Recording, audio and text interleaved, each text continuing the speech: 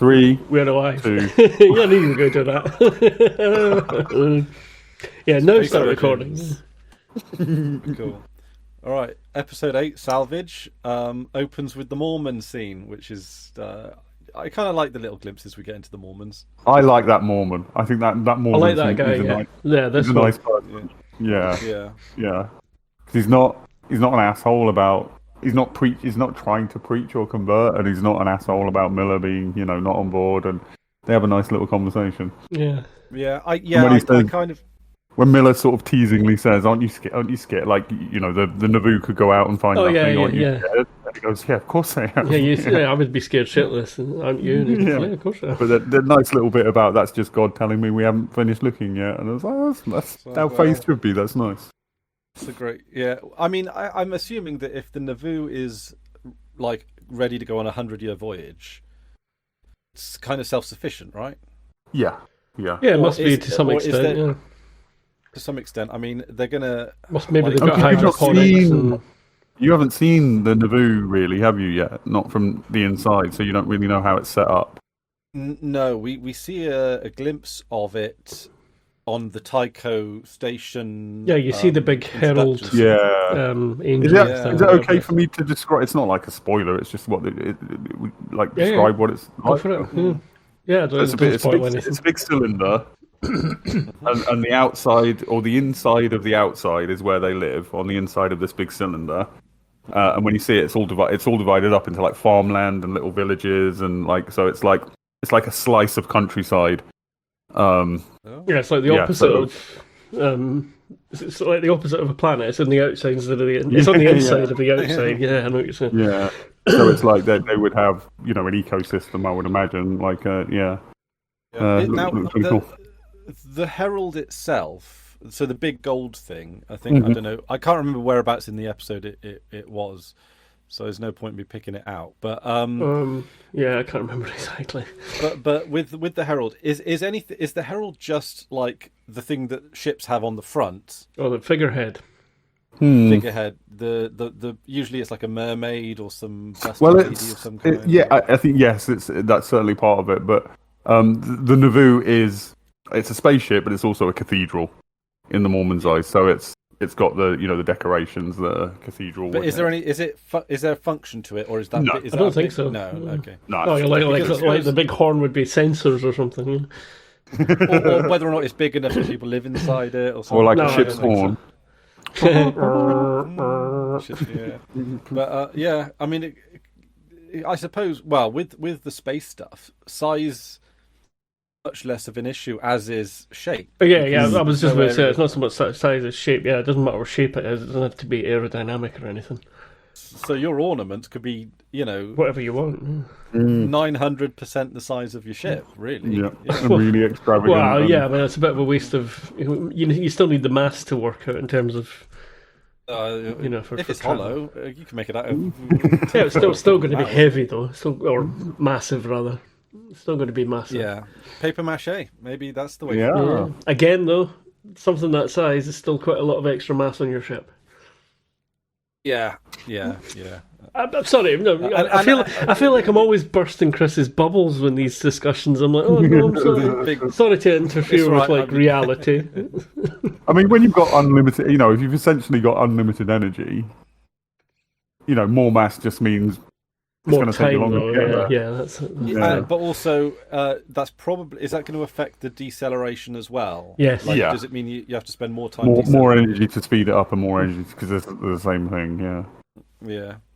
But no, Mormon guys seem kind of nice. I think that it's going to really suck when Fred Johnson steals the Nauvoo. Oh, that's your thinking. I was going to say, didn't they already do something with it? But was that where he throws everybody off so he can pinch their sensors for a while, isn't it? To watch the battle. I'm pretty sure he's going to joyride it. Yeah. Joyride. I saw there was a. It's a big thing at joyride.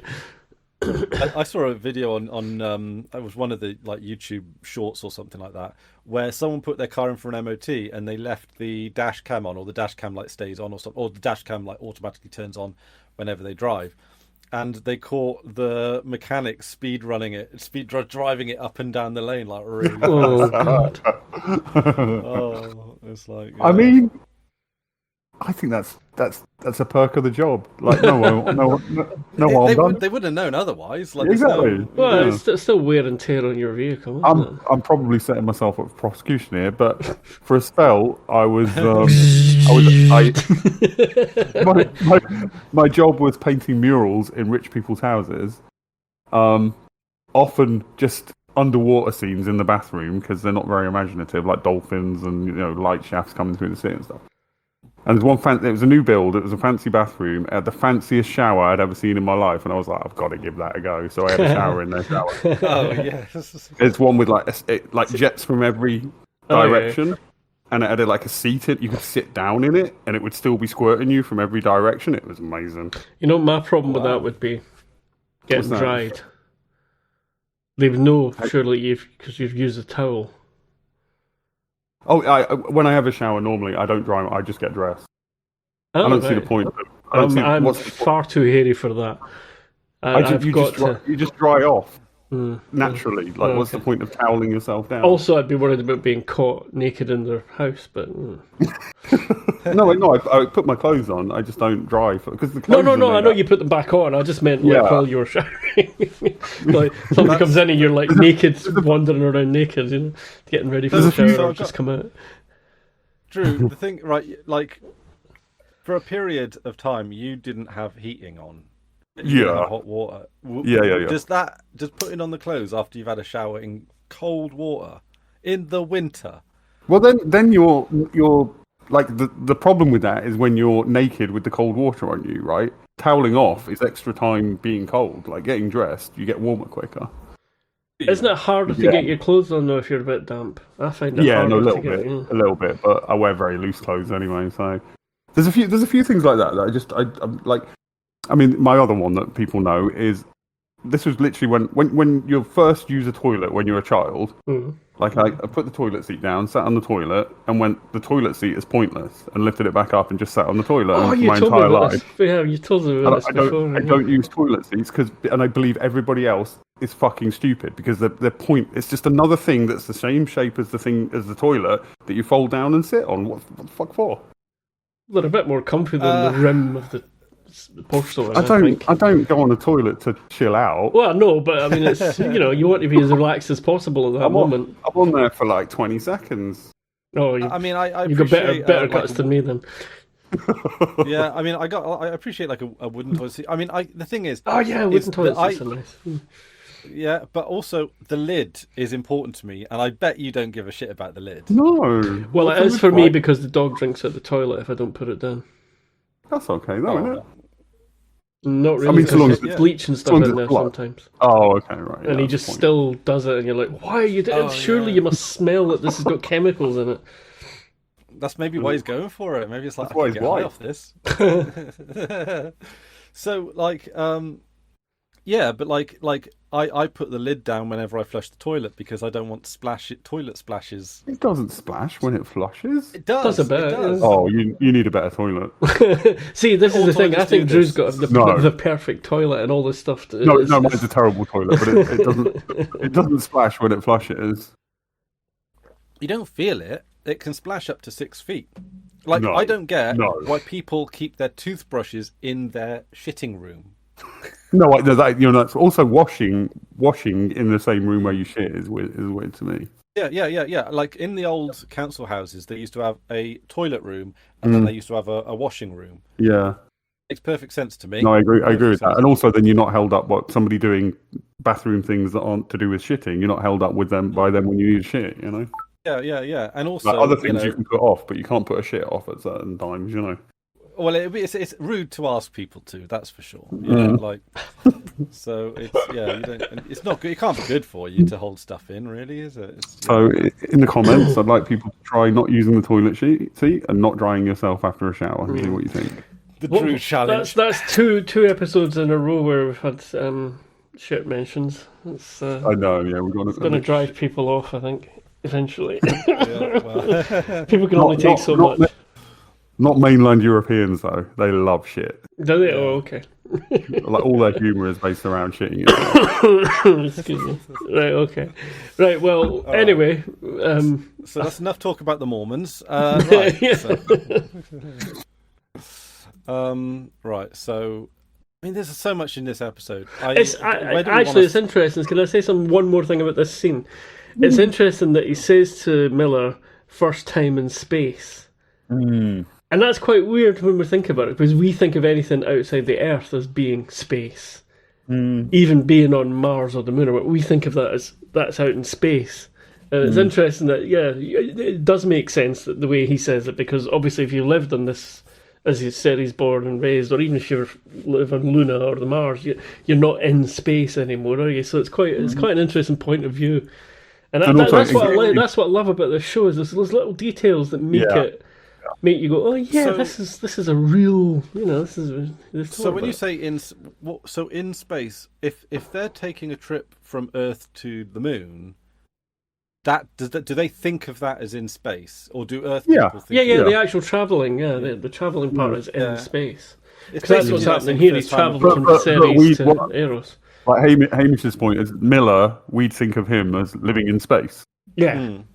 Whereas, obviously he doesn't. He doesn't think of that. And he lives in an asteroid. In connection with that, we get a little agoraphobia mention, so a bit of representation for me and Hamish. Appreciate that.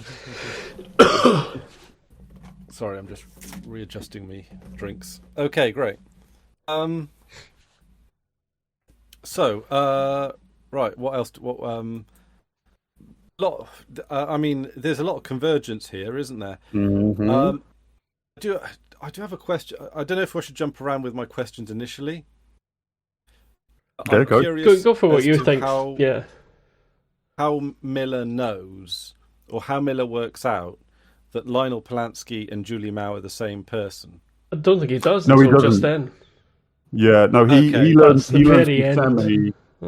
He learns from Semi that the person who piloted the Anubis shuttle went to the Blue Falcon? Yeah, he knows that. He knows that the person. He thinks that Julie Mao was in the shuttle, and that the shuttle person went to that location, and then actually he sees her, doesn't he? He actually sees Julie Mao on the little screen. In the sort of shower thing or whatever. So at this point, Miller's never heard the name Lionel Polanski, and the other characters haven't heard of. They know of Julie Mao, but not heard of Julie Mao in connection with these things. So those two things come. Yeah. So, but so we find out that Lionel Polanski is just a code name that the OPA use. Yes. Was it Julie Mao particularly, or is it? Yeah. No. Yeah. I mean, it was Julie Mao in this case, but it's not. It's a general name they use apparently. We've not discovered that yet. Sorry, you might be right. We might not find that out until later. I didn't know that was the thing. I never noticed that. I don't. So it might be in the finale or something then. Oh, okay. All right. Right, should we kick off on some of the Millery stuff then? Okay, because it's okay. Right. Oh my God, they spend a lot of time skipping the ship. We'll get to that in a minute. But I forgot about another huge thing that happens. It's a very short scene, but it's a huge thing, and I'd forgotten about it until then. Oh, let's talk about that. What's that? Okay, yeah, what's that? No, I was just going to say it's the Avasarala's friend killing himself. Yeah, and you see her reaction there. I mean, she holds it together really well, but that's a lot of emotion from Avasarala in that scene. Her face, and you can see her face almost sort of squirming and realizing it was her fault, and it's. Did they say suicide? Was that one of the things they said? Took his own life, yeah. Took his own life. Because one of my notes here is who killed De Graaf? Oh no, De Graaf killed De Graaf. Well, I suppose you could almost say Avasarala killed De Graaf by taking his dreams away or whatever. Very quick sidebar with Hamish. Oh, where am I going to get this? Discord. Right, that's going to mess up the video, and it'll come up on the video. Oh yeah, I forgot. We're using Discord to record now. That's Yeah. So, we'd have to pause and everything for me to get this. No, don't worry about it. Don't worry about it. So, okay. So there's no mystery there. Like, there's no McGrath Drew's doing the eye. I'm not going to wave you off that one. Okay. Well, I'm just saying what they said there. Yeah. All right. Yeah. I mean, his life did sort of wind up like being like. Yeah. I mean, it does kind of track, doesn't it? Yeah, I mean, we know how I feel about DeGraff. You hate the guy, yeah, for no reason. No, I think. I don't know. Like. Yeah, I can't remember. I can't even remember much about him, to be honest. Just that. I mean, he is only in literally 2 scenes, to be fair. Yeah. Right. So, yeah, I suppose you yeah. Right. So, God, Miller doesn't even come in until like the last third of the episode. Just spend all of that on the ship. Yeah. Yeah, Back there's in the tunnel. Rocinante and then the Anubis. And also, one of the things I did notice is that on the next time, or no, previously on montage, we see the very first scene of the very first episode. Yeah. Yeah, this is what we were kind of dancing around last episode. Actually, was your which ship's which thing? It was kind of yeah. Because that first ship was it the Scopuli then? No. What we see at the very beginning, we think is the Scopuli, but it's actually the Anubis. Because that's what they're unraveling. They unravel the very first scene of the whole show as they walk through the ship. As they walk through the Anubis, they come, they see the blood on the walls. They see the burst open from the inside locker, and all that stuff. They do a bit of CSI, they do in fact, yeah, they do some. The orcs captured her here. So anyway, yeah. So Miller makes it to Eros, where yes, he persuades the. This is something I referred to a while back because we had him dealing with a dock master on a previous episode and doing it socially. And then on this one, he just grabs him and slams his head against the desk. Yeah, he's sort of trying, not getting there quick enough, and just decides, right, okay. Yeah. Yeah, so he's playing Candy Crush or something. Yeah, some sort of... No, it's a gambling game. Fruit machine, isn't it? Yeah, it's a sort of fruit machine thing. Yeah. I gotta be honest, I don't know why people do fruit machines. I got a little bit. So when I went to university in the first year, I was living in a seaside town that obviously had a lot of arcades with slot machines and stuff. I got a little bit addicted. I had a little bit of a gambling problem for that year. Yeah, I can see it. But I do gamble a bit as well. So does it? See, I don't. I thought you played I thought you played poker. Is that? I do play poker as well. Yeah, but is that your tipple? Yeah, probably because you get more of it. Well, it's more skill based in a lot. Yeah, of ways, there's skill in it, and also you get a game. Unless you're really bad or really unlucky with you've got the best possible hand to start with in the first hand, and somebody stupidly calls you and they get lucky. That happens sometimes. But unless you're really unlucky, I mean, I don't play hands of poker, like cash poker as they call it. I play tournament poker, which is where you pay once and you're in that tournament until you get to a prize point and win, or until you're knocked out.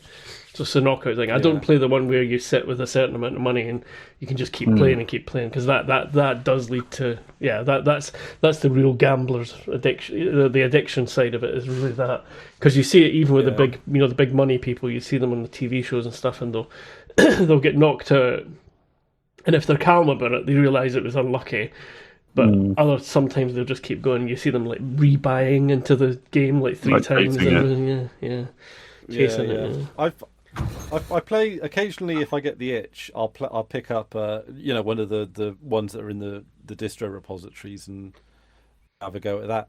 But there's a Hold'em. There's a no limit Texas Hold'em in one of those. Yeah. And quite like it, especially with the computer, because it just flies round back to you every time. You don't have to wait for anyone. Yeah. Well, I think that's the thing about poker, is it's a game of patience, not patience and cards, obviously, but it's a game of being patient and being pragmatic and taking. If something happens, it's about following every single move that happens in a hand. Because otherwise, you can go, that was stupid, But I mean, I comment if I do play poker online. I sometimes do stream it, and I'll sort of commentate on myself. And it's like following, and this is the skill part, is going, why would they do that? I mean, sometimes people are just fucking idiots. That's it's gambling, and B, it's online.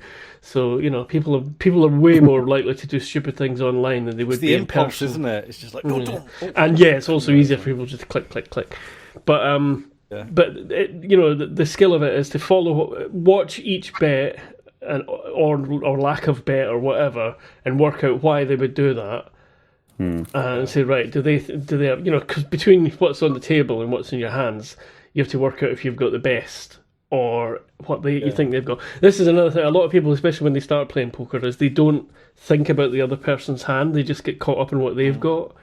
And like, say you've got 3 kings, but there's an ace on the board. And if there's an ace king on the board and you've got 3 kings, you think, oh, I'm golden, but they could have 2 aces in their hand. And that's that. I'm trying to think of. I'm making sure I'm not screwing up something there. But yeah. See, I'm not very good at poker, but great. We have to have a game. I think I'm pretty sure that there's like a Discord game built into the room. We could play with it like a full. Yeah, room. I think there is a poker. Yeah, there's got to be, isn't it? I think exactly what Hamish is saying is why I don't enjoy poker, is because it's a game of calculation and deduction, right? Social deduction and calculation. Like, whereas I like luck-based games. The less luck, the better. I enjoy blackjack. I love playing blackjack. Oh no, that's been the house. The house definitely always wins there. Well, it's that of all the games where you play against the house in the casino, blackjacks, you still lose on average, but it's got the highest margin compared to any other. Yeah, you can win decently on it. Yeah. But at the end of the day, if you ever look at a fruit machine, for example. Oh yeah. They've got a payout on them, and it's like 70% average payout or something. And people think, oh, that's great. It means, but that actually means you're going to lose 30 pence in every pound constantly. That's not, people say it's like, oh, that's a payout. Yeah. Unless just luckily you get it at the right time. And then there are wins. When I was playing with them is like, I'm on a winning streak. Let's keep going. Yeah. No, you're not. Yeah. That's the opposite because of that payout thing. You see, it's almost the opposite. If people if people are not winning a lot, I mean, I used to do that. Me and my cousin used to go into a certain pub on a Friday afternoon. When I was at college. My cousin and me meet up. He finished work early on the Friday. I had finished college early, or I had the last class or whatever.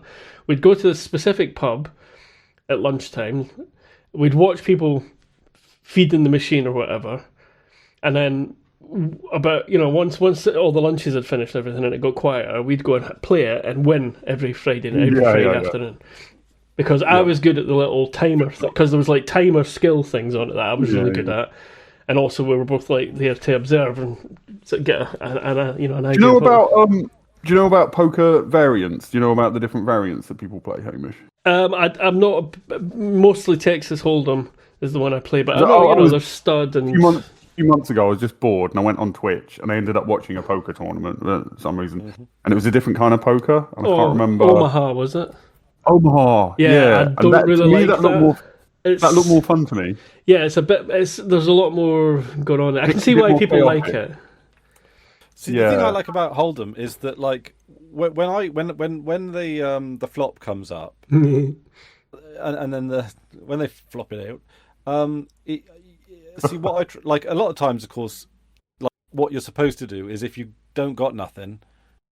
You just get out of there. You get out of there, right? And I've seen people basically just through bad luck whittle away their money because they're almost too patient or too tentative or whatever, or just unlucky depending on what cards you end up getting.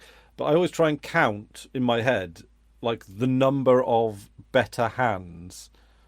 And see if I can sort of like match that up with how people are like betting or not trying. Yeah, that's good. That's good strategy. Yeah. Well, because now and again you can bluff it. I'm not very good at bluffing type. Like online, you don't need to be worried about your personality though. You just your timing for when you click it. Yeah. Try and keep your timing consistent and your bet sizing consistent. You know, if you suddenly make much bigger bets or much smaller bets, people are going to Then be you scare people up. yeah. But also, I think it's a good idea to vary your bet size a little bit. No, if you're always playing the same bet size, then people will start to just. Yeah. Anyway, let's not. Yeah. This could turn into a totally different theory, podcast. you could scare people off on the river by just like betting big, and then if it doesn't, if they don't scared off, you lost a lot of money. Yourself in, it's anyway. What they call getting value. Yeah, it's making the right size of bet at the right time. Oh yeah. I'm thinking more of opening bets than end game sort of end hand bets. Yeah. Anyway, yeah. So this is mate Semi. Right, how are we going to? There's a connection here other than him being his friend, of course. The hat. The hat. A hat. It's Semi's hat. Somehow he bought Where's a the fucking hat? Yeah.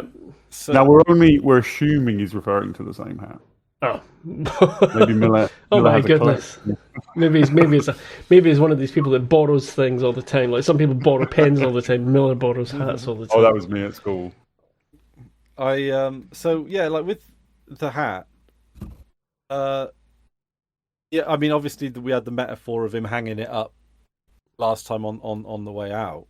Yeah. And then he says that like they re-metaphor it almost because because he says when I got kicked off the force, gave it to you to keep your head on or something like that. To remind you not to make the same mistakes I did or something like that. I think. Yeah. Am I guessing they ended up making the same mistakes? We don't really know why Semi got kicked off. My assumption is being guided by his morality rather than being guided by what the police want him to do. I would assume based on Miller's character. Yeah. When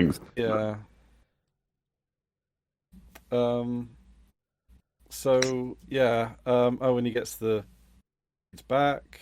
And then he finds out Julie Mao staying at the Blue Falcon. Does he find out what room she's in? No, they sort of discover that together, don't they? Why does Miller know that's Julie Mao? Actually, I'm thinking about the registry is Lionel Pulaski, right? Polanski, yeah. Yeah, that's the bit I couldn't quite get out. Couldn't work out is that Miller says, "Look, I'm going to room 22 or whatever it is." Yeah, he does. I'm sure there's a point where he discovers that in a different way. I can't remember what it is. It is, yeah.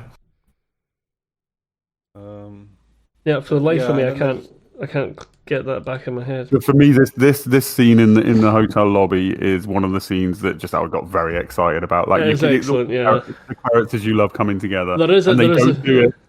Go on. No, I was just going to say, in that scene, there's also a bit of a, I don't know what you call it. It's not a plot hole, but there's a bit of a foul up, and I know why it happened behind the scenes. What's that?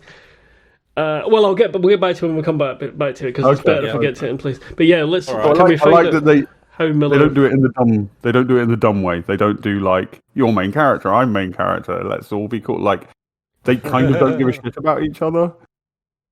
And there's a lovely bit where Miller says to Holden, like, "Touch me again," and there'll be another body on the floor. Yeah. And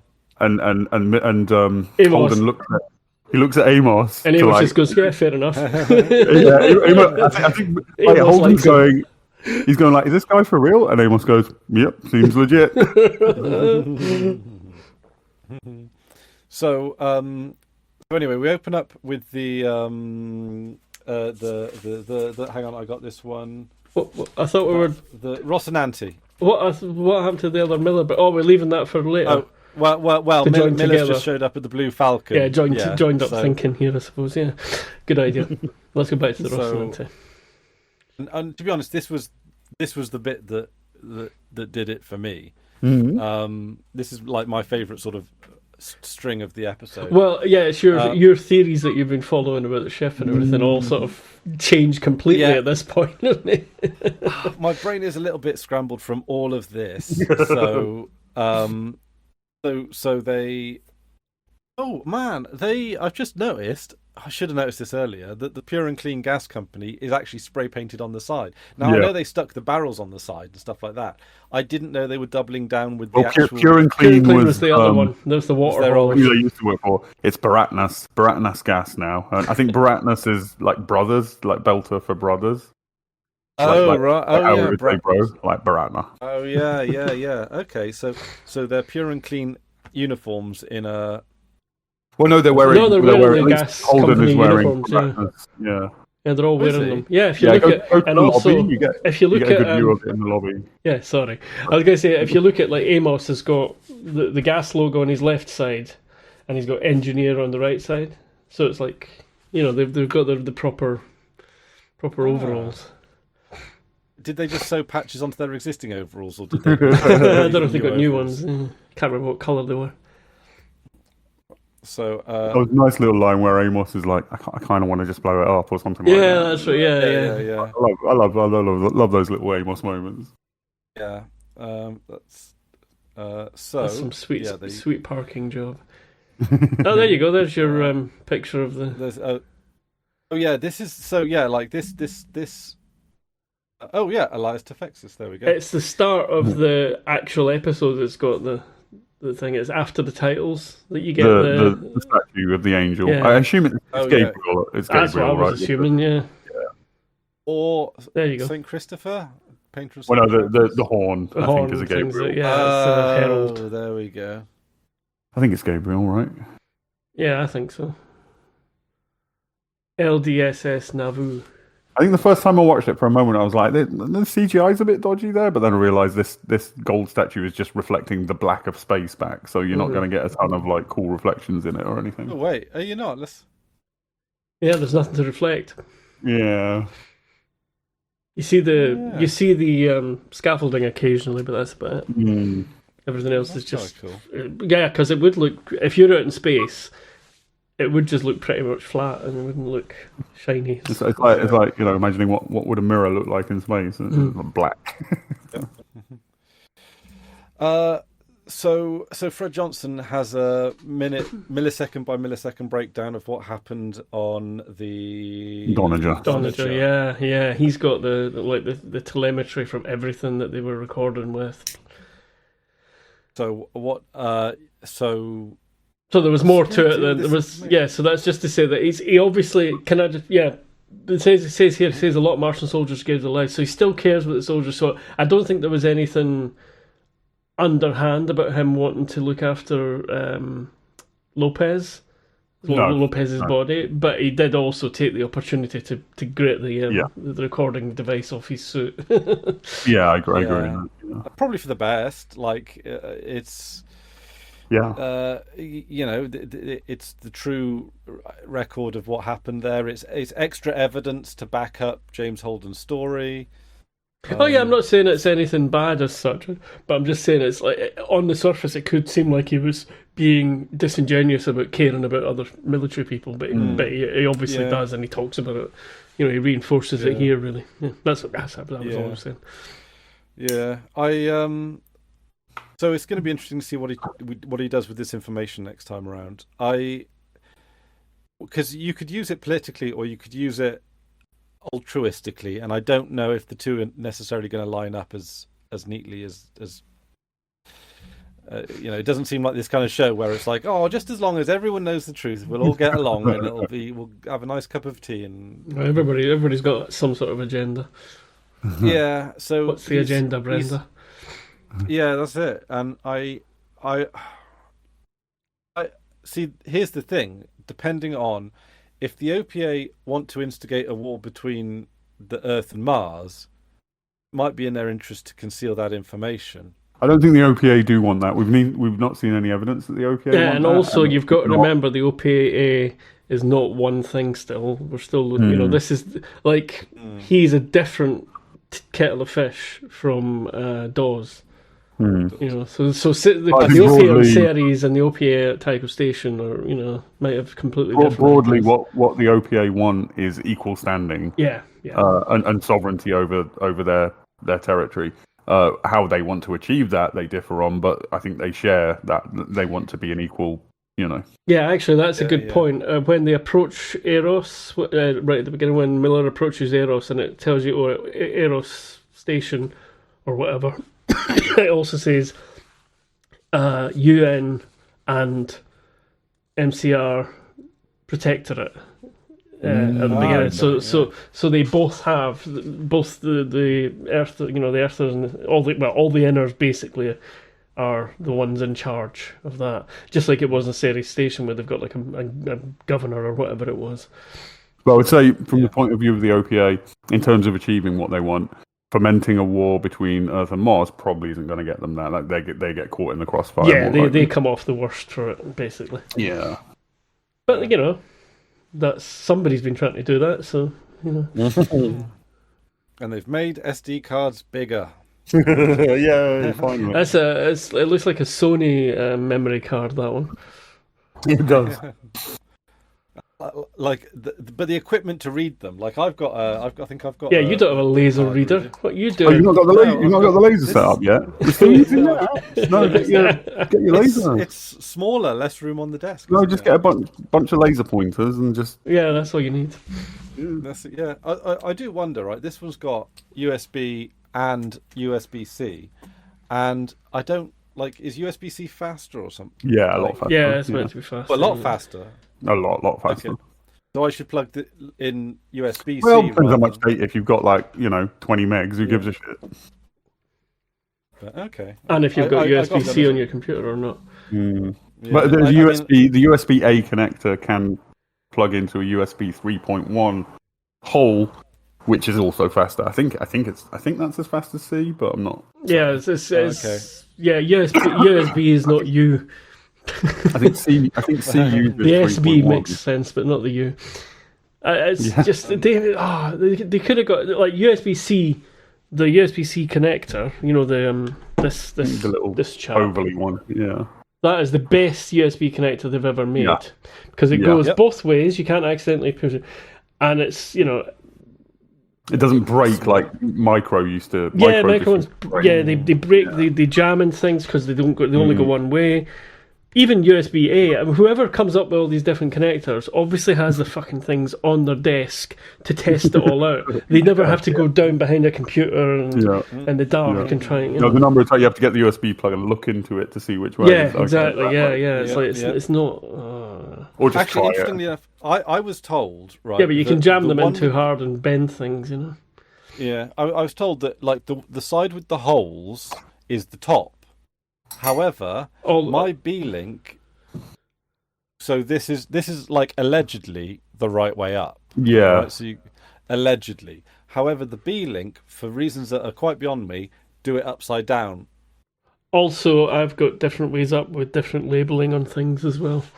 Yeah. So you see all the what's that? Like all the certified. The boilerplate stuff. Yeah. And then you've got the brand on the top. Mm-hmm. So you'd think that the boilerplate stuff would be on the bottom. That's kind of like how it feels. But when I plug it into, well, it doesn't matter on the USB. I can plug it in either way. Yeah. But on USB-A, I have to plug it so that the boilerplate's facing up. So it's it doesn't actually cause me any issues whatsoever. But yeah. So that's No, see that. But it's got it's got little squares on both sides. Oh yeah, but the one one of them's a hole. Blue. Yeah. Yeah, the ones when the hole is up allegedly, but like this. I mean, inconsistent application, so make the best of it. But that's the thing. I can't wait until USB-C is the one thing that applies because in theory it can do display. Yeah, but even DisplayPort has a right way and wrong way up, which is annoying. Yeah. But USB-C in theory you can just plug a hub in to USB-C port and then plug your monitors into it. Yeah, I've done that. I've done that with the Steam Deck. I've got that for the B-Link. Cool. And they work great. Actually, that one goes through A, but you do get them like for the Macs. For my work Mac, I had USB-C, and then that plugged into my second monitor, all that kind of stuff. Zero issue with any kind of anything. with that, really. Like I don't know why we don't have wireless display yet. We've got wireless. I hate wireless anything. I mean, I wireless do, things are but so. I'm just surprised we don't have it yet. Well, I mean, I'm glad we don't, because then you just have one more thing to go wrong wirelessly. Yeah. Like all the audio wireless audio stuff. No. I'd imagine the latency is probably not ideal. It's not just that. Well, the latency doesn't help, but also the quality. Because people say, "Oh, you get interference," but wireless, you've got no control over most of the interference. At least if it's something wired, you can put a bit of shielding, or you can move the wire somewhere else. If you've got, for whatever the build of your house is or whatever, giving you interference in a wireless thing, you're screwed. You can't. Oh, you're not in a. You can't change the walls, or you don't sit in a Faraday cage with your laser SD reader. Laser SD reader. Anyway, right. So we got the breakdown from the Donager.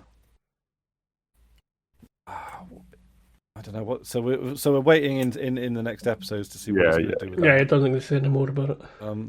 Oh, and I like this one. Yeah. So Kendo Nagasaki. Adam Jensen. He's sitting in space. He's just sitting. Kenzo Jensen.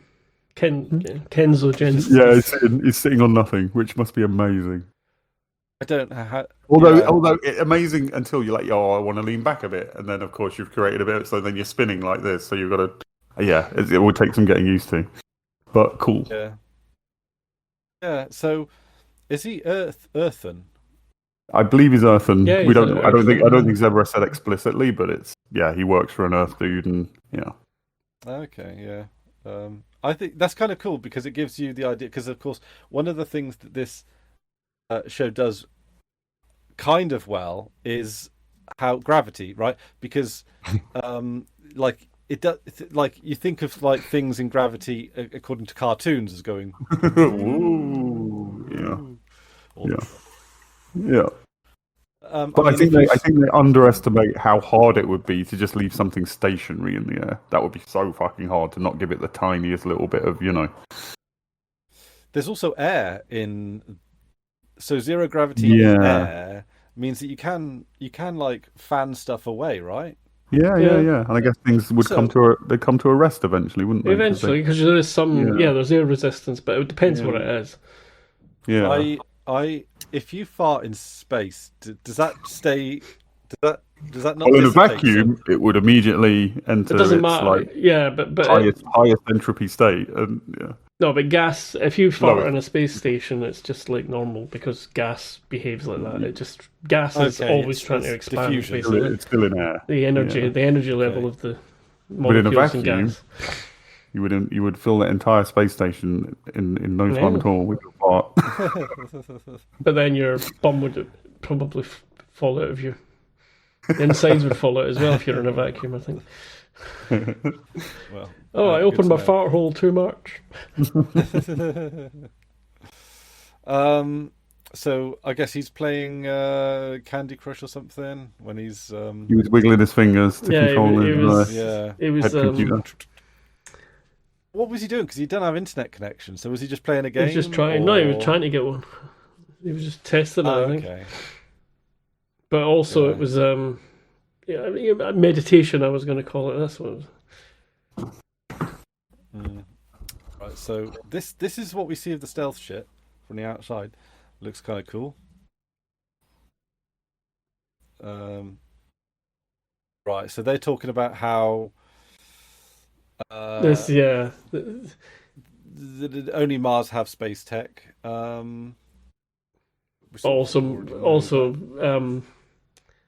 He doesn't realize at this point that there's a person they're looking for.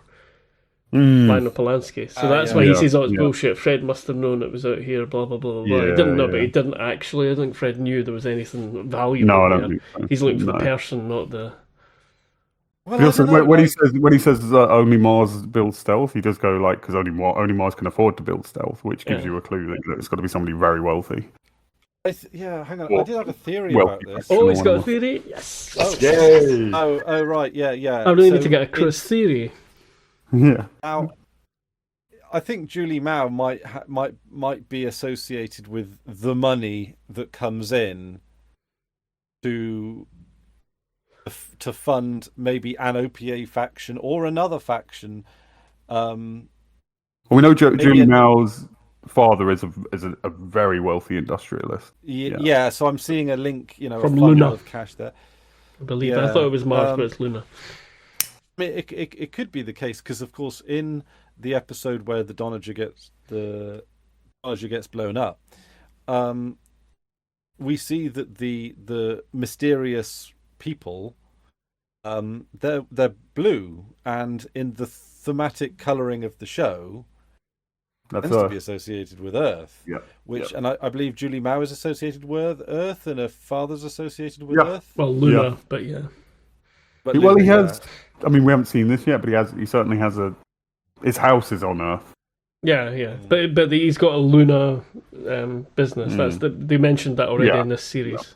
Yeah. Okay, yeah. I mean, I do wonder that you've mentioned Luna a lot more than has been mentioned in the show. I just like to remind people it's there. Yeah. Just because people say Earth, but it's it's Earth. I wouldn't read into that too much. Yeah, don't read too much. Okay, all right. So you've been bought out by the Lunar Tourist Board. That's it. Yeah, I mean, it's like in the pocket of just Big because Moon. could pocket. Yeah, pocket of Big Moon. Should we take a moment to shout out to our sponsor, Hamish? Do you wanna? Yeah. Shout out to Big Moon. Big Moon. To be honest, Lunar Tourist Board. Saying that you're in the pocket of Big Moon sounds like a euphemism for sticking something up the jacksie. That's like hiding drugs. You might take it that way. Yeah. Well, it's like if you're bringing some cocaine back from Colombia or whatever, it's like I'm in the pocket of Big Moon. If you know.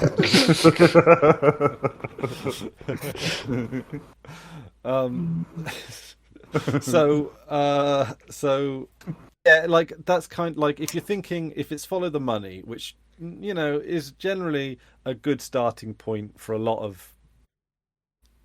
But also, I was going to be really super pretentious, but I've forgotten the fucking Latin. Qui bono? Who benefits? Mm. Oh right. Oh, okay. That's nice. I thought that was to quoco. Is that's it's something bono? It's Coco babono. Coco babono. Qui bono. Yeah. Qui bono. CUI bono. It could be a corporate interest thing rather than a political interest thing, and that's aren't the same thing. Yeah. Well, look at our governments. Yep. Yeah. I mean, our government is owned by, all the politicians are owned. Not all of them. 99% of them are owned by huge corporations. Well, they're owned. Our government's owned by Big Moon. In the pocket. In the pocket of Big Moon. In the pocket Moon. So it could be the case that maybe war benefits certain corporations. It could be the case that an Earth corporation is developing stealth tech maybe at a fraction of the price.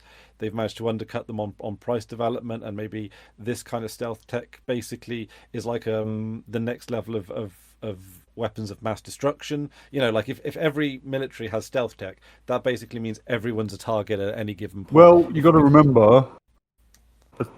Again, I'm just stating it as we know it up. In this episode, on the stealth ship, they find what they interpret as a bioweapon.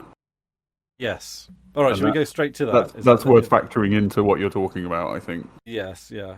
Okay. Let's go straight to the Reaper tech. You just went past it there. There we go. You're near there. That's it. Round about there. Anubis, Egyptian god of the dead. Yeah. So some foreshadowing there. Why would you name a ship Egyptian god of the dead? Also, I mean, it is an attack ship. Oh, okay. There we go. But also, Adam Jensen has a crack in his visor, and no. That's from when Amos pushed them into the hull. Could they not? It looks like they've repaired it with some araldite or something, or some resin. Oh, okay, all right, that's good. All right, because I was a bit worried for him at the moment. So They're doing so. Oh, they find a safe in the bridge. That is one of my notes. That is like, what's in the safe? They bring it back with them. By the looks of it. Yeah. Well, I don't think this is much of a spoiler to say. In the safe, it's the last marathon bar. Okay, yeah. I mean, I'm assuming it's their black box. No, it's a safe, but they bring the computer core back as well. Oh right, okay. They mention it in the dialogue. They cut the safe out, and they cut out the computer core and bring them both. Yeah, there you go. Cut out the computer cores. It's time to leave. There you go. So they come across. Yeah, so and I like that Alex says, "I wouldn't have let you back without decontamination." Anyway, don't worry. Yeah, I do. There's a bit on the ship when they discover the gunk on the engine core, because Holden and Naomi have sort of approached it on little tethers, and we have the lowest speed chase I think I've ever seen in it. But I love it. It's like they're going like this. We need to get away. The tentacly thing. But do they need to get away? Like I don't entirely like. Obviously, we don't like. What the hell is that? Is presumably. Well, when you first see, so we've seen this before in the opening of the first episode. Yeah, everybody forget. Even Chris's theories completely forgot about it. That's quite. On the first episode, we see Julie Mao on this ship. She goes into the reactor room and she sees what looks like a human figure made out of the goop or entwined into it or something. Embedded in the goop. But she sees a human figure going, "Ah!" Yeah. Okay, so is this like? I mean, that looks very goopy. It does look goopy. I mean, and it's moving. Oh yeah, it is. Moving. Yeah, it's moving. Yeah, that's why they run away slowly. and they deduce that it's getting its energy from the engine core. So is it a living thing? We don't know. I mean, you might. They interpret it as behaving like a living thing. I think they say that outright. They say that, it seems it's alive. Something like that. Yeah. So this, I mean, the logical next step is to think this is the thing that they worked out on Phoebe Station. That makes sense. Yeah, well, he just says, he did just say, literally the dialogue just then mentions Phoebe Station, which is Phoebe. Yeah. Yeah, that's it, right? No, but further back. There you go. Lopez says they found everyone dead. Yeah, everyone on Phoebe dead. Some toxic spill or something. So this is, yeah. I don't know what. So how this ties in with the stealth tech is kind of like a big. So Phoebe Station is Martian. So this could be Martian stealth tech. But think of it as Martian. Perhaps think of it as Martian in the same sense that Ceres is an Earth station, Eros is a joint Earth, and not being an Earth, being nominally under Martian control doesn't necessarily mean that Mars has much control over it or dictates what happens there. Or it could be a Mars corporation, something to that effect. It's kind of like. Were they really quick to assume that it was a weapon? Like, yeah. To be fair, yeah. But I mean, it's on a stealth ship. Nobody knows the alliance of. I think in that context, you're going to think weapon.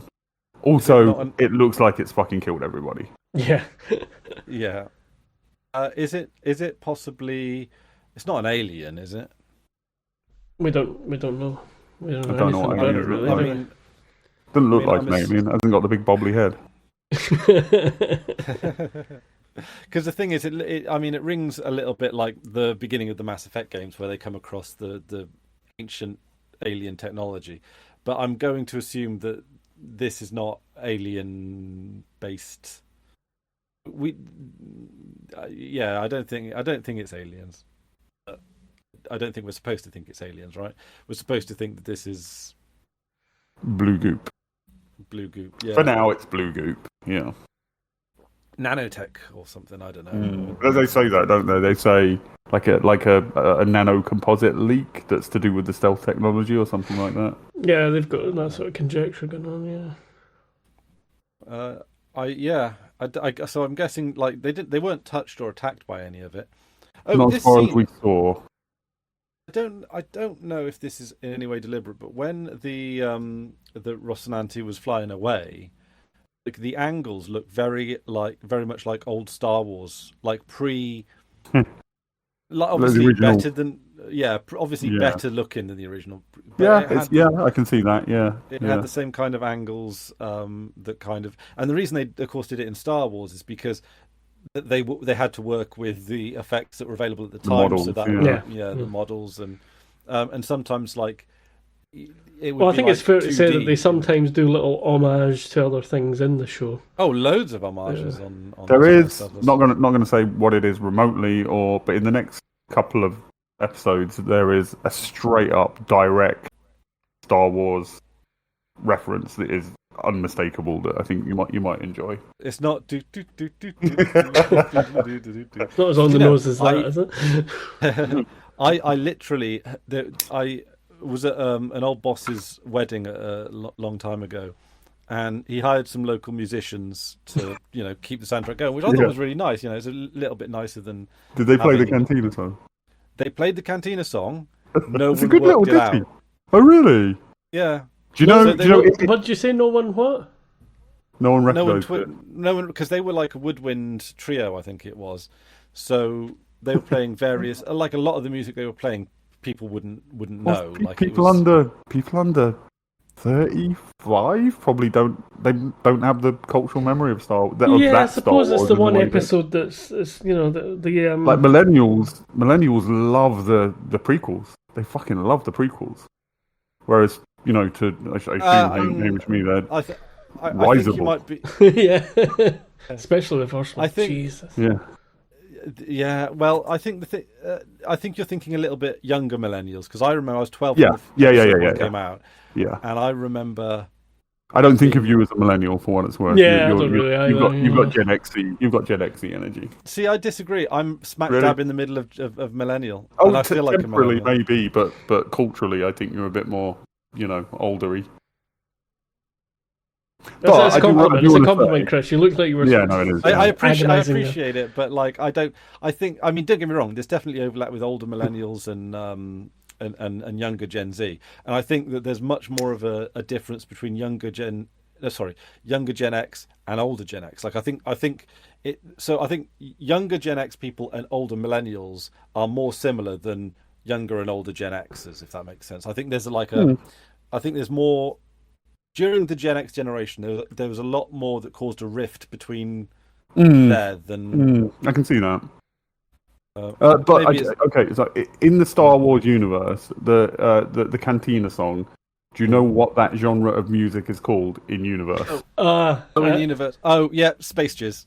Jizz. Yes, that is jizz. Jizz. Yeah. I don't know why I put. You put space. You have to put space in front of everything. Space jizz. Space jizz. So maybe we should refer to the Boo Dunk as space jizz. Yeah. So obviously that's the.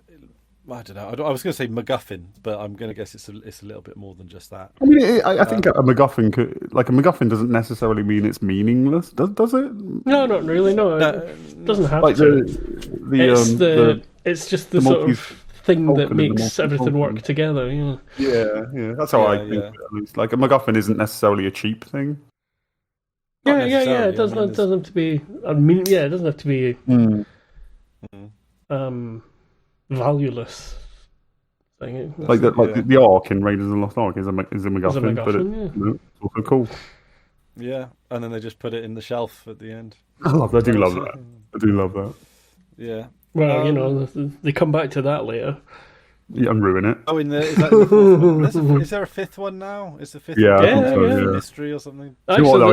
I do have a confession. The fridge bit in the whatever fourth one. I enjoy that bit. I don't like the movie, but I enjoy the fridge bit. I watched it again and I found that a bit less objectionable when you think about it in the context of Indiana Jones. Yeah, it's silly, but it's not. The fifth one's actually not bad.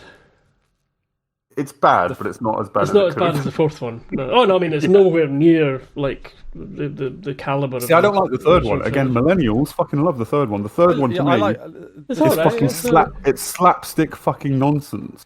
Well, it's him as a fucking idiot. Like, and also it does that thing in the opening 10 minutes. You learn how Indiana Jones got his whip. Oh god, got his hat, yeah. got I the know. scar, I know. I don't give a. That's not what makes a character. It's like, have you seen Solo? Yeah, Star Wars. yeah. It's like, fuck off. Yeah. You're always on your own. It's a good We heist should movie. call you Solo. Yeah, no, it is. Yeah, makes it's a no great sense. heist movie. Great heist movie, but everything else about it is just. It would have been 100% better had it just not been a Star Wars film. Or if it had just been Star Wars with new characters, didn't have to be connected. Yeah. But I mean, again, I don't like flashbacks. They kind of. Yeah, I don't inherently mind flashbacks, but yeah, that third Indiana Jones, everybody likes it a lot more. It's just stupid comedy all the way through. It's nothing like the first one. Like, the second one to me is better than the third one by a long margin. The second one is just. He pulled the dude's heart out. No, the second one's got a lot of silly comedy as well. Actually, I think it does, but not as much as and the third one. You've got a kid in it as well, which is the third one is nothing but stupid slapstick comedy and accidental heroism, which is the thing that Lucas gets into with the prequels as well. Yeah. I'm interested to know why they decided immediately there and then to nuke the ship. Well, because there's something horrible on it. Well, that bothers me because we've literally just learned that this thing feeds on radiation. Like, how sure are you? Yeah, that would be my worry about it. And you do sort of see the explosion and everything. And it's like they sort of stare at it and you think, yeah, is there something like else going on? This thing feeds on radiation. Let's give it a super dose of fucking radiation. But will it tear it apart? Was it actually a nuke that they sent? Yeah, you see it go off. Yeah. And it's okay. But they all agreed to it. They were like all. Yeah, without any thought or question. Yeah, that is a bit weird to me. Yeah, I mean, like, so Adam Jensen. It seems a little bit like the voice of reason in all of this. It's like, look, you've got a bargaining chip. It's more evidence that will probably support some sort of. Yeah, truth. Well, you got. I mean, what's happening there is they're all emotional. It's an emotional response because that's the ship. Yeah. It's just like shit. Look at that. What happened, and we just got away from that. Let's. Yeah. I mean, it's literally the ship that killed all their friends. Yeah, I think that's part of it as well. Is specifically that's the one that did the job. They think, and that's why Adam Jensen is the voice of reason, because it's like he's not emotionally connected to the. Yeah, it's probably a more powerful ship than the one they've got now. Like, if it could be salvaged, you've got a little fleet. Oh yeah, you've got an amazing ship there. But obviously that stuff is in it, and how do they get rid of it? They don't know anything about it. And it could be infectious, and it seems to have killed the crew. There's a lot of. I mean, it could be anything. It could be a bioweapon. It could be something like it could be a fungus that eats radiation, which I'm sure would be helpful in space. Yeah, that makes it could, I'm not a mycologist, but that makes sense to me. Yeah, it could be an alien. I mean, I don't know. There's so many things that it could be that nuking it initially doesn't seem great. At the same time, as well, is that it's unlikely to be the only existence of that thing in the solar system, right? So that means that if there is stealth, I mean, if it's the same thing that leaked on Phoebe, then there's probably it's in two places. It's already in two places. I know. Also, if it is some kind of stealth tech, nano whatever. Whoever has that technology presumably has more of it. Yeah, because remember they had multiple ships. They had 6 ships attacking the Donager. Yeah. So, what I'm not sure of actually, I don't know. Maybe Drew knows this. Was that the same sort of size and what have you as the stealth as the ships that attacked the Donager? I wondered the same thing actually, because scale's difficult to tell in space, isn't it? I'd always thought that the stealth ships that come after them, all the stealth ships that we've seen at this point, I thought they were all like frigates, like the Rocinante. But somebody in this episode, when they go onto it, refers to it as a fighter, and it does look a bit smaller. It does look like a smaller ship than a frigate-sized ship. So I'm not actually clear on that. Mm. But then you see them walking around it, and you see that that's quite a big fighter ship. It looks a lot smaller than the Rossi, I think. No, I thought the Rossi was bigger. So I thought it was the other way around. So I thought the Rossi was smaller. Okay. Yeah, I'm not. Yeah, I don't No, know. I'm getting my head mixed up because also he sends that probe out as well, doesn't he? Yeah. But then again, of course, just because something is smaller doesn't automatically make it less fightery. Oh no, yeah. Think of like we see we've got those big boats with the runway on, and then you've got the planes that fly off it, right? So Are you talking about an aircraft carrier? Yeah, that's the big ship, one, yeah. big boats with the runway on. Ship with the runway on. Ship with the runway on, yeah. I mean, if we were German, they would call it ship and runway and airport boat. Airport boat. We have to ask one of our German friends to that. But yeah, I mean, even more like a cruise missile, particularly a hypersonic cruise missile, can take out an aircraft carrier, and a cruise missile, this not that big, obviously, but it's a couple of meters, or drones now can take out destroyers and stuff. Yeah, but like a super high tech fighter might necessarily. It could be as big as a runway boat or I guess size, in space doesn't. I don't know. Well, it's more of it's a semantic thing rather than a physical thing. There's no. Yeah. That each navy or whatever might have their own lines where you've crossed a line that's something. Level of technology, an Apache attack helicopter versus a World War One battleship. Tech level is going to matter as well. Yeah, absolutely. So, and I mean, it's obviously cutting edge. So yeah. Well, it seems to be the cutting edge, as we can tell, because they're talking about expensive and rare. Yeah, like it could be a Mars Corp. It's for Phoebe Station. We haven't seen Phoebe Station. It sounds like it's. Do we even know if it's military or civilian? Don't know anything about it. Not really, no. Okay, so it could be a Mars. They talk about it a few times, and obviously people know there's something there. There is a station there because. Actually, yeah, no. In fact, way back, when they're being questioned by the Martians, when they say to Holden, stop at, go to Eros, go to the asteroids, get the ice, and then he says, stop at Phoebe. And I think Holden says Phoebe's off limits, like it's a secret research. He does say it's off limits. Yeah. So presumably it's secret in universe what is happening there. Okay, yeah. So, well, now I guess now we know. Maybe, I don't know. Well, we've got some information for sure. Or we've got some circumstantial information. Yeah. Like it could. Yeah, because it's only their deduction that makes us believe that substance is what killed the people on Phoebe, but it seems like a solid deduction. Yeah, it doesn't seem like too much of a stretch. So, unless there's a bait and switch. So they end up nuking it. Hang on, Hamish is Hamish. No, Hamish. I'm just looking at, but there's too much interspersed spoiler to sort of be, because they're talking about. Best if I don't say anything. I think, other than what we've said is fine. Yeah, I was hoping it would have a reference from what Holden says. So the meeting in the Blue Falcon, Chris, how excited did you get about that? For me, that was like an emotional, moment for me. That was pretty cool. Yeah, I did like that. I like the crossover kind of stuff. I got to be honest, I'm kind of warming up to Adam Jensen. Although, even though it says he's a character name on the screen all the time, you're not going to use it. No, Nagasaki. Go on, Chris. Right. Well, hang on. I want to let me finish this quick thing before you start that one, because this is you've got to take this scene apart, really. I'm just very quickly going to check something. Blah blah blah blah. Holden's questions. Blah blah blah. Nah, there's no specific detail. Ignore that for now. Then let's carry on. But I did. While he was looking up, Chris, I saw Hamish doing this. I think he might be a spy. So.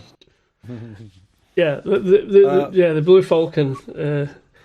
It's brilliantly built up. It's the way that I love this. I love it's this. the way that scene. everybody, some characters are just like duh, like Alex is just like duh, looking at the attractive women. Amos is like eyeing everybody up, sizing everyone up. Yeah. Before this, Amos recognizes that those people who came in are people who intend to do violence. Yeah, he recognizes operatives when he sees them. Yeah. Handle themselves. Right. This Alex. Now, this is the bit that there's a screw-up in, but it's not scripted as a screw-up. So, although people say that, right, this here, Alex is not meant to be poking his head up and stuff, because people say that wasn't a bulletproof couch, and people moan about the bulletproof couch. But the point is that, not Wes, that was Chams Amos. Kamal, no, it's Alex Kamal's his character name. Oh, for fuck's sake. The guy who plays Alex he's supposed to be a coward. He's supposed to be just a cowardly pilot and just keep out the wind. He's meant to be lying flat on the ground, which is why the bullets aren't hitting him. But he does a thing where he pokes his head up and tries to be like gangster shooting over the top. And it's like they just couldn't get him to bloody stop it. And so that, when they tried to edit it afterwards, they didn't really have what they intended it to be, which was him hiding flat behind the couch. So yeah, that's the only thing I don't like about this scene is the gun muzzle flashes added in post don't look great. Like, I'd love it if they. I think it's. I assume that's like all the gun flashes in the game movie. Movie. I assume they're all post, but. They don't look great in this scene, and that I just laugh at the number of bullet holes going through the desk.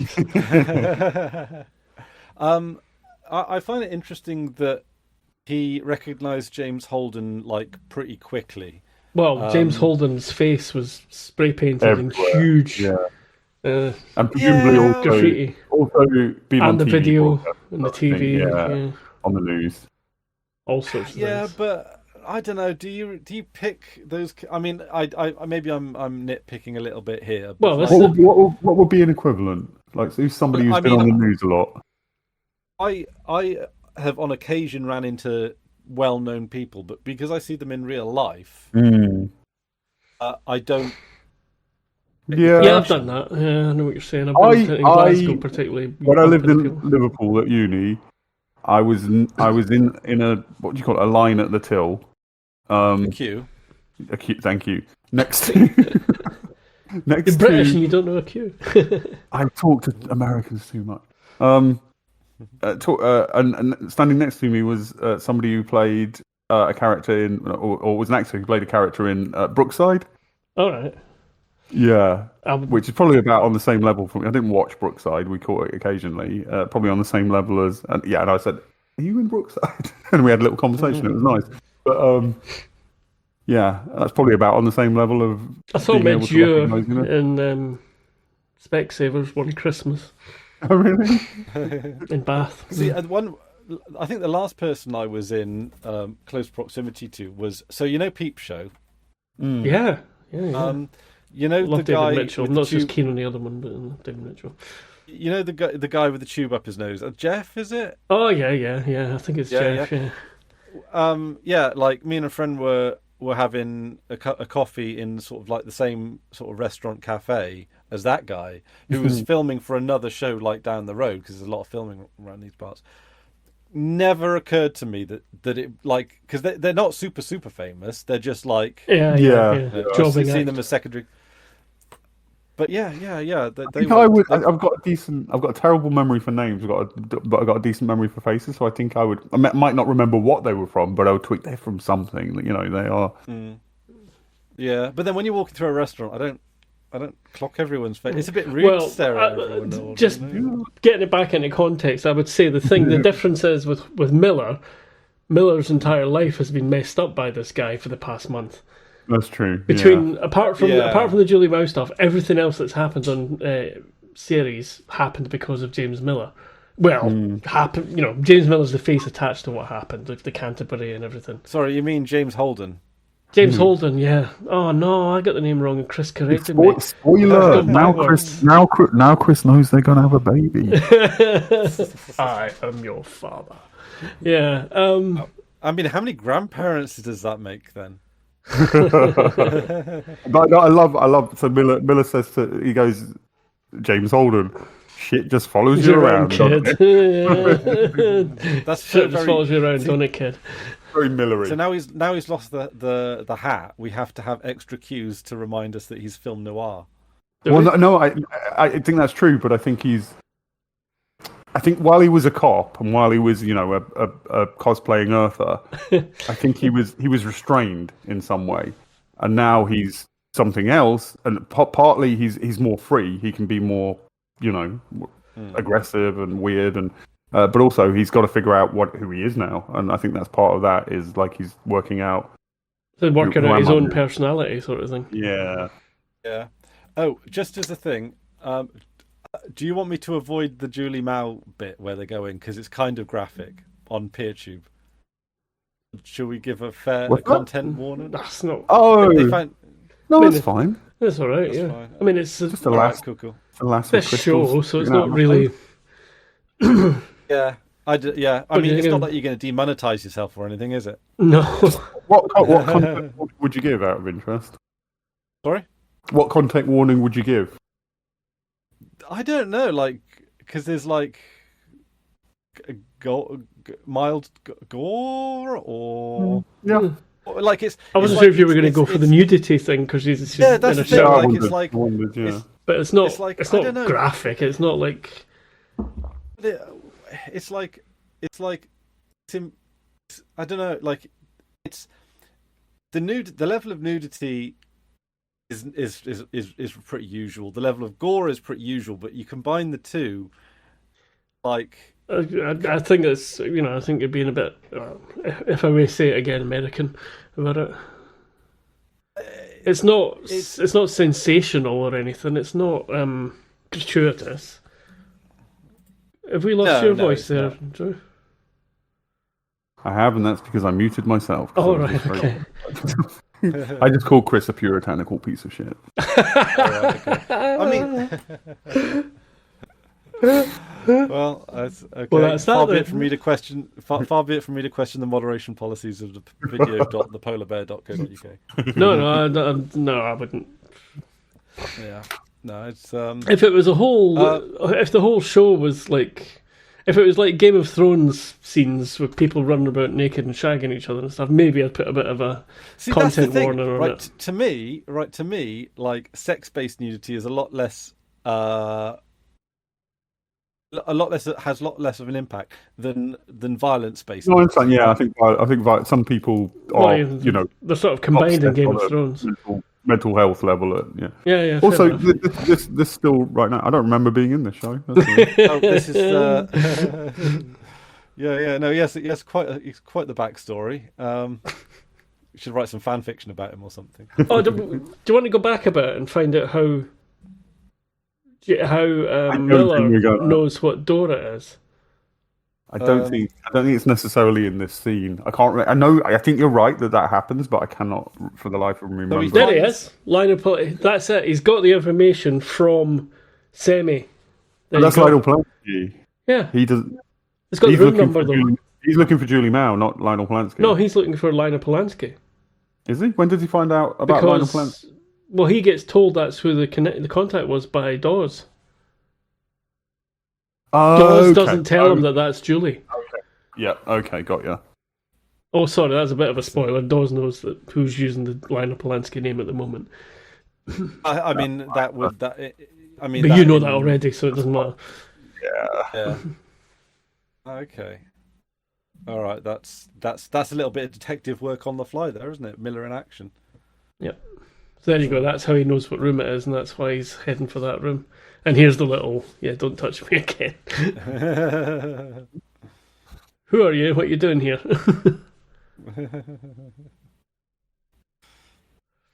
He's very confident considering he's never been to Eros before. Miller. Yeah, he's got that sort of cop thing though, isn't it? It's that arrogance of a cop type. Yeah. I mean, he is I love Miller. Like, I feel like you could hang out with Miller and have a nice time, but he's a bit of a dick. Oh, yeah. I think he's just a bit of a dick if he doesn't like you. Like if yeah.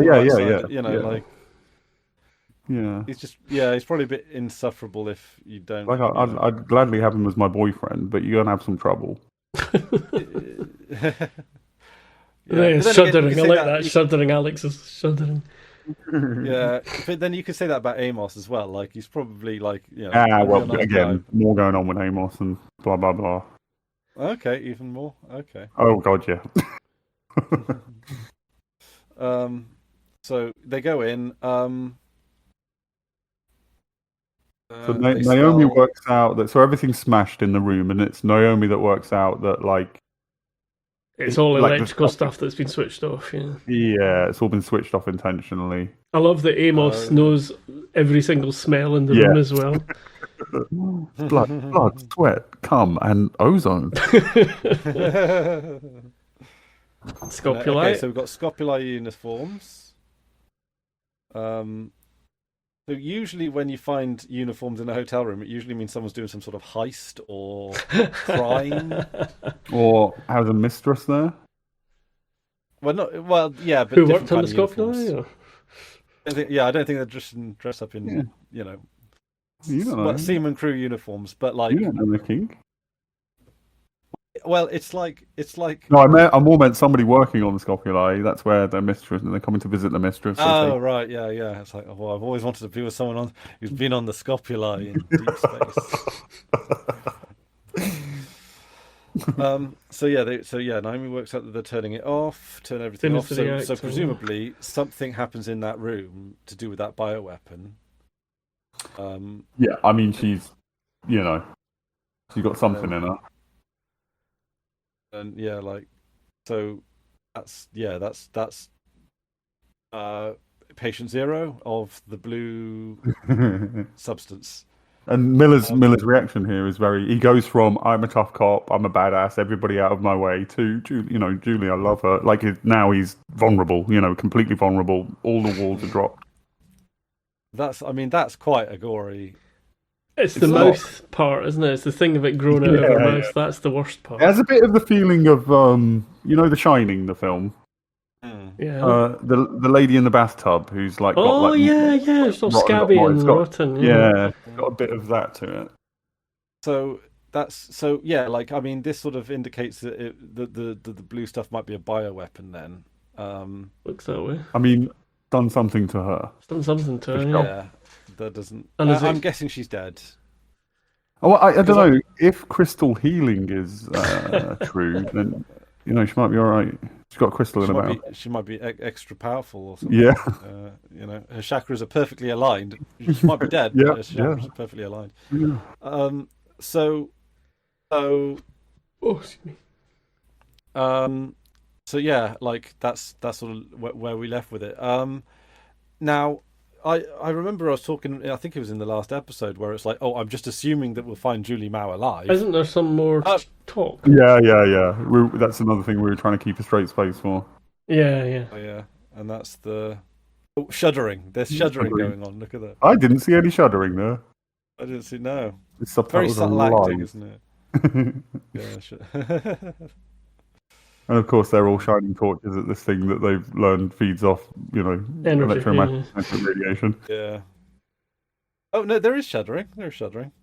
Oh, fair enough. There's a shudder. Sorry, So that's yeah. So I mean, I got to be honest. I'm just left with more questions than answers at this point. For me, this is the hardest episode to stop at. And you definitely want to move on and find out more. And it's not like it's a huge cliffhanger as such. It's just like, what the fuck is going on there? Like, I need to know more about this. Yeah. Well, I mean, there's multiple cliffhangers. Yeah, that's a cliffhanger. Yeah. The last time Lina Polanski name showed up on the nets was here.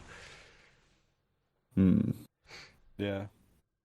So it's all Lina Polanski before we find Juliet. Everything's about Lina Polanski.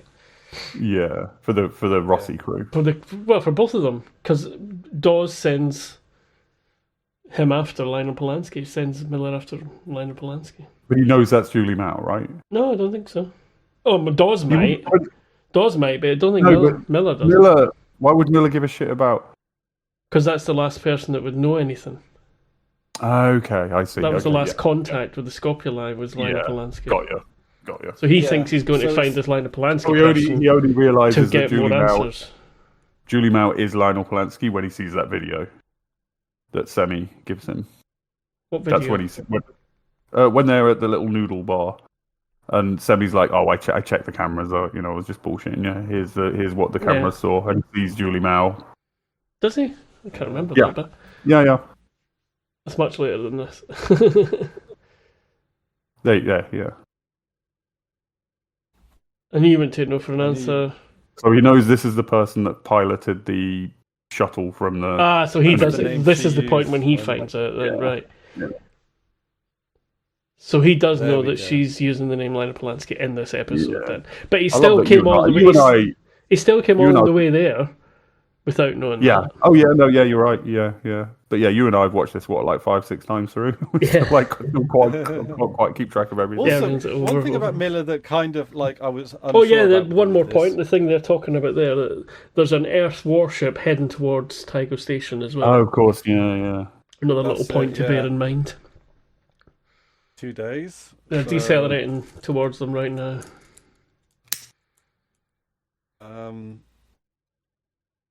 So and they work out that it's the Donager battle. It might be the case that the UN actually get a hold of this information then, and that might actually help stop a war, the Cold War getting hot. It's all down to Fred at this point. He's the one with the information. Well, unless the UN get there and take it forcefully, if they're sending a battleship there. So am I right in thinking that this series 1, is one book, and then there's another book that's series 2? Sort of. They're not entirely analogous, but the overall arc is pretty much each book, and the final episode of each series is the name of the book that it comes from. So this is called the first book's called Leviathan Wakes, and the episode 10 is called Leviathan Wakes. And yet we never see a wake with a Leviathan. No, it's presumably the Leviathan Wakes is the blue stuff that's waking up. Who knows? You've got 2 episodes. Well, you've got the next double episode as we're going to treat it to find out, haven't you? Or is it the belt waking up politically into its? Could be all sorts of things. Is there I'm assuming that because I think you said that each each series has its own arc, right? Yeah. Mm-hmm. Yeah, more or less. So we're expecting some things to evolve. Each season, each series has its own arc within a broader arc. There's nothing. Nobody's story. There's not like a suddenly this set of people are finished their story. So at the end of the first series, you will have some resolution, but not a complete. Yeah, I mean, people's lives still go on and stuff, Yeah. So, yeah, totally. But you're going to get a resolution of we're getting the answers to what's happened here. We're getting the answers to what we've just found out at the end of this episode, to some extent, I suppose. Okay. But there may be more questions. There may be more questions, yeah. So, I mean, it might be the case that there's some finaffling and finagling, and it might be the case that the UN get a hold of Fred Johnson's thing through maybe some deals. Fred Johnson, yep. Fred Flintstone, yeah. And and then they go, oh, well, it turns out it's Secret Faction X that are behind all this, and we'll save that for season 2, but well done, everyone. Let's go home and have some lemonade. Should we say so? Because I'm really fucking looking forward to getting to the next two episodes. But as far as we can tell, depending on where you saw it, you may not episodes 9 and 10 may have been presented as one episode, or they may have been 2 discrete episodes. I've always watched it as one episode. I think Hamish, you've always seen it as 2, but we're going to watch 9 and 10 as one episode. Yeah, we're going to do 9 and 10 together. Yeah. Nice. So maybe just in case anybody was keeping track and watching at the same pace. Indeed. The next episode will be both 9 and 10 from series 1, and I can't fucking wait. It's going to be great. See, even can't though wait for Chris to find out all the bits and pieces that he's been asking. See, like, I think this is my favorite episode of the series so far, but Really? I also feel like it's the one I've got the least to say about because I'm just like there with like, okay. Yeah, we didn't say an awful lot. To be honest, time-wise, we've kind of got through it quite quickly. And that's including a couple of our usual tangents. But I think it's because it's a build-up there's episode. a lot of build-up and there's a big action scene in it as well, which doesn't really have a lot of... it's the action scene itself is beautifully done. And, the little build-up before it, it's all great, but there's not much else to say about it than what we did. It's a shootout and Miller comes in at the last second. I just had a thought. So, am I right in thinking that Julie Mao is the person from the beginning of the very first episode? Yes. Yes. Yeah, that's what we see. With the hair physics. Yeah, is she inside that very... That's what I'm saying, yeah, she's in the Anubis. Yeah. Because remember, that's what I'm saying. They're so we think it's the scopuli as viewers, right up until we discover that. So when they go into the Anubis, that's what I was saying about when they go into the Anubis. There's the blood on the walls. There's the callback stuff. The stuff, the big the cabinet that's been burst open from the inside, or cabin or whatever's from the inside. That's all. That's literally what we saw in the very first scene of the very first show. Is the pre and she takes the Anubis 1A. Yeah, she takes the shuttle back to Ceres because presumably that's like the nearest Eros. And then she's found dead in the hotel room there. So presumably she has been infected by this bioweapon. That's what it looks like. Is that the sort of the... That's a reasonable assumption. That's exactly what you would take from what we've seen. Yeah. Okay. So that might mean then that... Now, I suppose the next question is, did the crew getting the rub on the way in, that save them? Did that make the difference? We don't know. We don't know that. Yeah, and also they're in close proximity to whatever the fuck is in Julie Mao right now. Like they're right next to it. They're all standing in half of them are standing inside the same room. They don't even have suits on or nothing. No. Yeah. Because the suits might have protected them when they were in the Anubis, but Miller's also but not Adam Jensen. He managed to get away. Fair play. Saw his opportunity. He took his shot. Legged it. He did look very... I loved how nervous he looked. Like the whole time he was just like... Well, he also calls the thugs in. Yeah. Well, that's that. I mean, I don't know if you I assume you put this together, but that TAC team that they send in, that Jensen specifically called, like they're waiting, and Jensen specifically calls them in and says, "This is the place. Do it." That's the tech team that Ehrenreich, the second in command of the UN, that's the one that he sent to kill. Oh. Yes.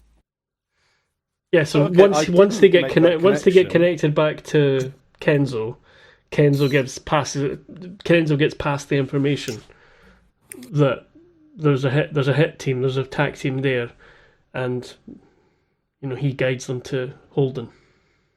Ah, okay, yeah. So that's second in command of the UN trying to assassinate Holden. Yeah. Because I did mention his name in chat because of Ehrenreich. Ehrenreich. Yeah, I thought it was Ehrenreich, but it's Ehrenreich. Yeah. First time through, I thought his name was Aaron Wright. Oh right, I just thought it was Ehrenreich, like EARNRITE or. I thought that was first name surname.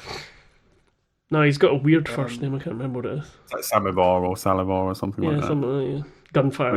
Is that woman there who's like presumably posing as a sex worker? She's part of the strike team. Yeah. They're all straight. There's four of them. There's a couple of women who go to the vending machine at the start who I think are unrelated. Yeah. There's a lovely bit there as well. There's a bit where if you can back up to when they enter the lobby, I want Naomi looking at the picture of a sunset. Yeah, and it's just a lovely bit of like, again, they don't hammer it home. It's just a little expression, and she's looking at that sunset. She's a person who's never seen a sunset in her fucking life, and she's going, "Is that what it really? Is it really like that? Like there's that kind of look on her face." And I think that's just a lovely little unspoken little bit. See, Brightness gas engineering.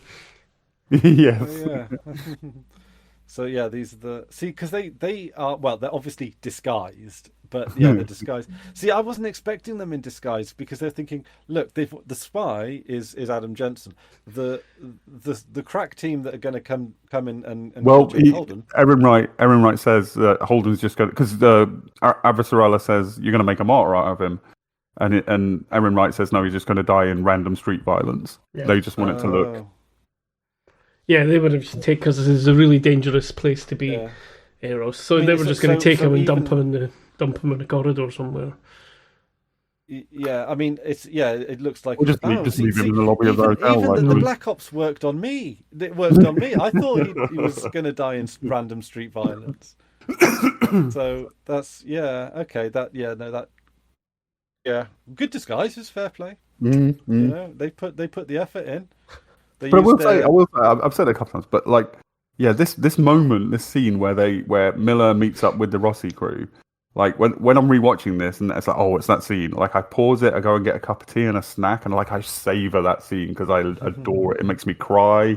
Like it's like all the people I love are meeting up, and I think Hamish feels similarly. Yeah. Well, it's because Miller and Holden get together. It's just it's the big. But it didn't seem to hit Chris like that, and that's interesting. I don't say that in any kind of critic. Like it's just interesting. Did you feel like that the first time when you watched it? Yeah, because it was everything coming together, and it was the people that you. I did feel like that when I was watching it. I didn't think I feel, you know. I don't know if it's as heightened now that you folks have seen it about 5 times, but like. Oh no, it's because I wasn't anticipating it. I wasn't. Well, there was a moment. That's like, when you maybe it's something that I've built up on subsequent watches. Maybe possibly. A bit.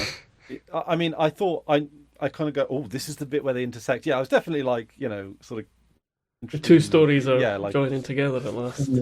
Yeah, this is the bit. That's it, actually. Yeah, the two main threads of narrative in the first season have now come together, ready for the last episode. Yeah, because we knew that they were probably gonna meet up when they were both heading to Eros. Yeah. Like it was foreshadowed pretty. Hamish. I keep saying Hamish. I think I'm identifying you with Amos for some reason. Yeah, you did do a bit of misdirection last time. We were talking like, no, it's just an asteroid. They're not going to Eros, really. Yeah, they end up in Eros eventually, but at that point, that was all they were doing was going to that asteroid. There was the Eros thing was definitely a cover, but that's where they go from there, from that asteroid. Yeah. But I figured that we'd see them on Eros at some point, even if they were just there to like pick up. Well, it's the nearest place to stop as well, isn't it? Yeah, we need a piss. It's like need a space piss. And I'm not going to do it. Yeah. Jensen did it, and it's floating everywhere. You know? Sucked his dick off. not like a bloke. I see. I. Do you know what? I would kind of like it if we. Okay, this is just a bit. Oh God, where's this going? Like sort of fantasy kind of thing, right? Of like if it was more like if like living. You know how people on Instagram and other places live on like they convert a van into a little living space and then they just travel about, which, you know, seems really lovely and seems really cool, but I kind of love it in a world where that was like almost normal, where like you know in like where you got spaceships, you know, where basically you live aboard a spaceship. It's like a house. But also well, that's how I view Elite when you're playing Elite. That's kind of the way I've always thought, because if we do ever get to, you know, a Star Trek space communism, like post-scarcity technology level or whatever, I think most people would, well, maybe not most, but like that would be a normal way of living, right? Well, I've got literally nothing, no responsibilities. I've got all of my needs are catered to, so why not just go out and, you know, journey? Yeah. And also, actually, you asked me in one of the Deus Ex videos what my favourite underground base was. Was it? Yeah. Did you even record this? I think we did. Yeah, I think so. Favorite secret base. Where would I have like best location for a secret base? Chris picked the ship, which is interesting. You picked the ship, but I think a ship. Yeah, because you can you can move it. That's the cool thing, right? Mm-hmm. But I think maybe I might change my answer to a train. That's what. Have you seen Snowpiercer? No. Oh, that's kind of it's not particularly good. It's got some interesting ideas in it, but it's all right. It's a post-apocalyptic There was thing a where TV show as well. they live on a train that has to keep constantly moving, and so their train is their whole society. Really, it's kind of cool. Yeah. We've had in the final Hitman game, the newest one, 3 of the World of Assassination. There's a secret base on a train there, but it's more military-ish rather than living type. Yeah, of thing. This has got everything there, but the Snowpiercer one is. Yeah, including a class system. Class conflict. There's the overnight. There's a train from Land's End to John O'Groats, and that's an overnight train that's quite nice. Apparently, I've always wanted to go on a sleeper train, like a long, like Siberia or something. Yeah. The Orient Express or whatever. Yeah. Before the age of aircrafts and helicopters and all sorts of things, of course, it used to be more normal for important people like kings, queens, presidents of the states to travel by train. Well, don't our monarchs still have a royal train that they travel on? There is not only is there a royal train, there is a royal train track. They've got their own train track. They've got whole they've got their presumably own section of the underground. Yeah, I don't know if they're still using it. I mean, I don't want to, just speculatively. You could quite easily. No, I'm not even gonna. So it's funny. Actually, it's funny. Just on the subject of trains and stuff. I don't know if you can see over my shoulder, but I've got the role-playing game books up there. One of them is Call of Cthulhu. Now, Call of Cthulhu is based on the Lovecraftian stuff, but the Lovecraftian stuff is kind of timeless. Because they're alien gods that have always existed. So the actual settings for the adventures can be anything from the Middle. They've done it all time. They've done prehistoric, Middle Ages. They've got modern ones. Now, to my mind, though, the best of it is probably at the most the sort of, if you like, the default. The standard is the 1920s, 1930s. Yeah, that's where the standard is. And I think the reason that works so well is it's a good balance of technology and accessibility to the world that keeps it as an adventure. Because if you say, right, I've got to get from to Turkey or something, you just get a flight to Turkey. Whereas back in that time, a normal person couldn't just get a plane. Well, it's like espionage or film noir type. Yeah, they've all got an era that works to get the balance. If you set them now, you've got mobile phones, you've got such easy access to communication and information. You've got the internet as well. So the whole point of a lot of the point rather of Call of Cthulhu games is the research and discovering things and looking into stuff, But you just know that if the Cthulhu thing, mythos, was a real thing, it would be completely and utterly wikified. I mean, it is in our universe. It is, Yeah. So but I like if you're doing Call of Cthulhu, I like it to be like the 1920s sort of thing because it's you've got a wee bit more technology to make your characters feel a bit more. You've got guns and stuff, but really that's not much help against a Cthulhian monster.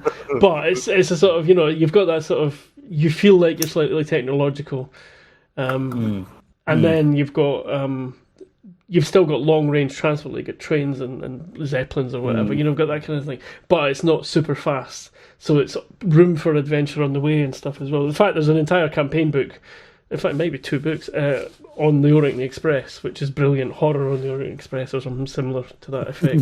And it's it's such a good, you're traveling right across Europe and everything. It's interesting, and I think that's what makes, getting back to why the Expanse is good, is that they don't overdo the science in the science fiction. No. It is very realistic. So you still got time delays. You still got realistic times to get from, well, like the ship. The Earth ship's coming to Tycho Station, and they're saying, right, they're almost on us. They're in a hurry. They're nearly here, and it's like, oh, when are they going to be here? 2 days. It's like it's not like Star Trek. That always ship appears out of nowhere suddenly. Or Star Wars. Also, more broadly, the way they gather information and solve mysteries and deal with problems is all very. There's never a sonic screwdriver. They have to with their ingenuity and their skills and their, whatever communication, they have to. Yeah, it's realistic. Yeah, even though they've been given access to the Martian ship, realistically, certain things are still off limits to them, like the command locker. Yeah. It's just give them access to the systems, which makes the characters more rounded because all the characters all have their little bits. Like if you need violence doing, Amos is your man. If you need somebody to sort of coordinate and lead, it's Holden and Naomi with obviously the engineering-y stuff and Alex the pilot. But that's it. It just makes a lot more stuff makes sense, even though some of it is not scientifically super accurate. It makes sense without being fantastical. It feels weighty. It feels grounded and weighty. Well, there's no space magic. No, because in Mass Effect you've got like the Mass Effect relays, which is a completely unexplained technology. Oh, right. Which I don't know what that is. Yeah, like it. Oh no, I think it is explained by the end, isn't it? But in a kind of a stupid way. I mean, it doesn't explain how it works. It just explains no, not how it works. No. No, it's aliens and magic and hand waving. Yeah, I mean it's very much same thing with like nanotech and Deus Ex in a lot of cases. The implants and everything are a bit hand wavy. I mean, like how the hell does your eye drone just like regenerate in like a minute? Where's it coming from? Chris. It's nanotech. Yeah. Well, but that's inside you and coming. That's getting taken and coming out. You're like, ooh. That's like something your bones losing some density and this stuff. Does it come out of your eye? Yeah, I assumed it comes out of your eye. Ugh. That's disgusting. Never do it again. I think in Invisible War, I think it's just it materializes in front of you. Right, that's better. Okay. And it's more like a hologram type thing. Are we finished with the Expanse? Yeah, I think so. We're going to start tangenting again. Okay, right. Well, thank you very much. And yes, finale next, 9 and 10 together. So anybody that's watching and keeping up with us, watch both parts, both 9 and 10, together before you watch the next episode if you haven't already seen them. Or else. Bye-bye.